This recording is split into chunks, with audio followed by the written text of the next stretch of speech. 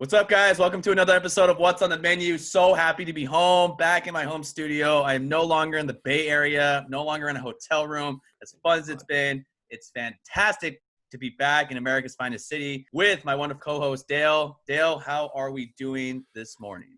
As Future and Drake say, life is good. Will, how are you doing? It's so nice to be home. Let's just say this. The Bay Area, I think when everything is good to go, is a blast of a city, but they are still shuttered. They are still suffering from COVID like everyone else in the country, but it's a lot more serious there. So lots of movies, lots of TV, and that's really it at the hotel. Extremely happy to be back in San Diego. Couldn't be happier.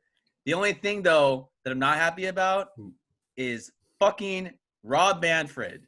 It's just a disaster for our game. Absolutely no question about it. So the report that's been sent out, in the span of a week, he was confident, and he said it was unequivocal that there was going to be baseball this season, 100%.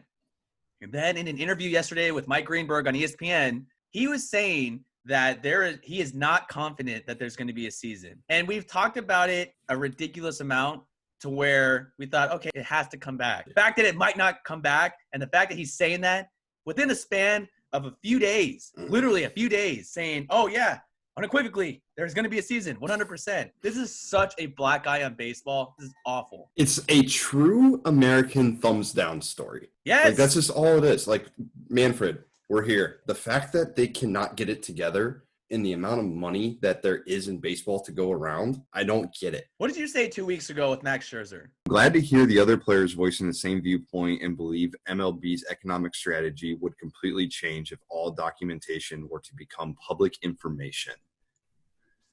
So I took that as the owners are hiding some serious cash on those books. 100%. Remember that report he said? Show us the books. Show us everything. Open them up. They have backpedaled tremendously. Faster than an all-pro safety. Trevor Bauer yesterday completely undressed him. I don't know if you saw that. That's your guy. Completely undressed Manfred.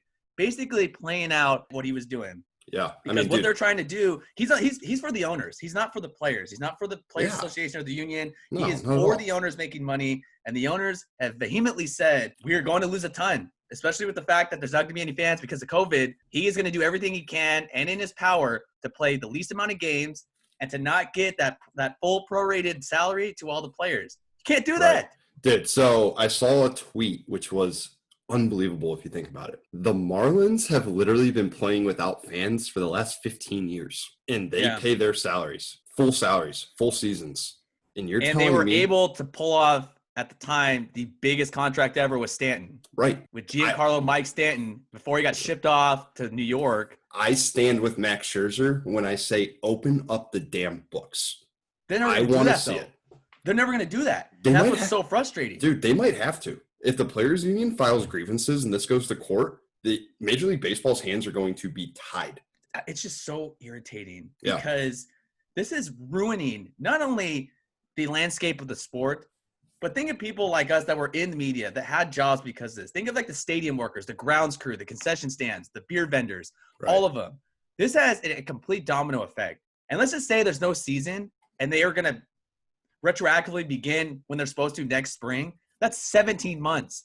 And we're not forgetting that the CBA is set to expire soon. This is a horrible look. Absolutely horrible look. You have fan bases that are being left in the dark. That's really what it's coming down to. No, you're right. There's no stability in baseball at this point. Baseball's already dying within the U.S. At this point, I'm all for the players. I love watching baseball, but at the same time, we got to do what's right. And these owners. It's very grim right now. I think they're still going to negotiate, but it doesn't look promising. And then for Manfred to say he's not confident there's going to be a season at all on national television, that speaks volumes. It does. No, you're absolutely right. Dude, speaking volumes, the Niners locked up their man, Kyle Shanahan, next 6 years. Will, more details on this. What do you think? So he's extended through 2025. And let's just look. In his first season, he goes 6-10, and then goes 4-12. And then him and John Lynch, I think, have done a fantastic job. The way they have addressed the NFL draft and have built the foundation of the team, you have those premier pass rushers. Then you sign Garoppolo. I guess I like the move. In his 4th season, he takes them to the promised land, and they were up 10 points in that Super Bowl. Had it not been for Patty Mahomes and Tyreek Hill on that massive 3rd down play in the 4th quarter. Launches down the middle. Hill, open, caught.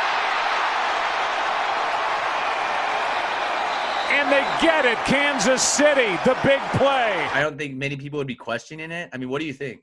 I don't think people should question it anyway.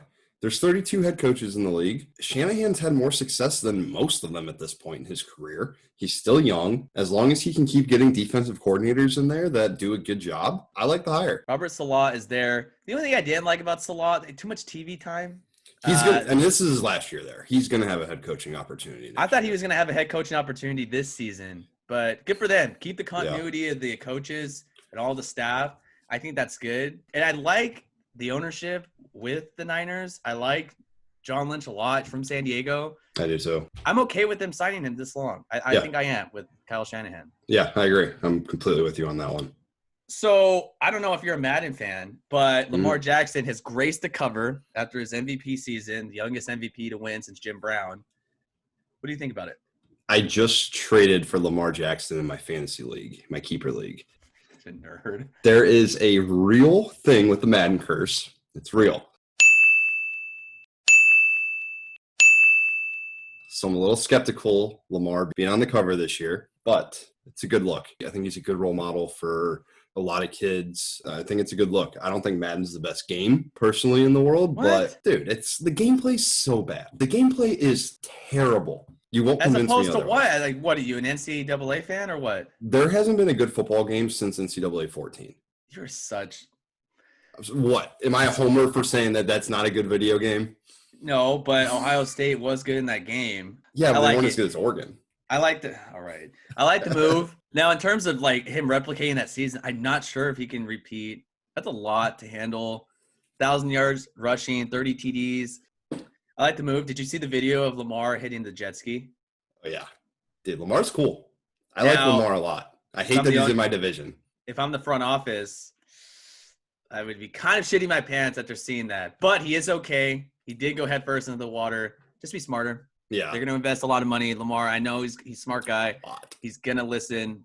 All right, guys, follow What's on the Menu Daily on our Instagram, Twitter, and YouTube at WOTM Daily. You can follow Dale at Aaron Dale or me at Will Galvez. All right, guys, before we sign out today, we have to remember the GOAT, the legend, San Diego legend, Mr. Padre. Rest in peace. On this date in 2014, 6 years ago already, Tony Gwynn had passed away.